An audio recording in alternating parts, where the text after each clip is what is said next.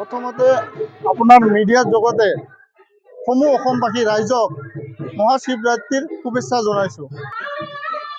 আমি ৰৌমাৰীবাসী ৰাইজে চাপৰৰ সহযোগত আমি 2 দিনীয়া কাৰ্যসূচীৰে মহাশিৱৰাত্ৰিৰ আয়োজন কৰিছোঁ।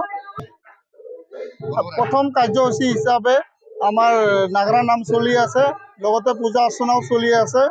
ইয়াত চাপৰৰ লগতে বাহিৰৰ বহুত মানুহ ভক্তৰ সমাগম হৈছে।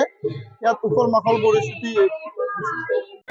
আমি ৰৌমাৰীবাসী ৰাইজৰ সহযোগত আমাৰ যিসকল উঠি অহা প্ৰজন্মই মহামৃত্যুঞ্জয় আৰ্হিত এটা শিৱলিংগ বনাইছে।